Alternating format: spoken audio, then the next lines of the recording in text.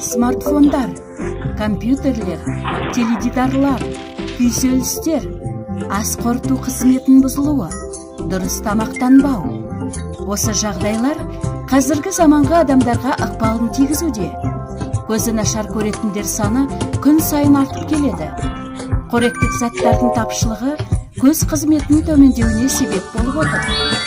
Лютеин адам ағзасында өндірілмейді, сондықтан оларды жеке қабылдау қажет. А дәрумені қараңғыда көздің көруін жақсартады. Атоми ай-лютеин құрамында лютеин мен А дәрумені енген. Сондай-ақ оның құрамында қара жидек, ит бүлдірген, қара қарақат, аюбадан, ит жүзім бар.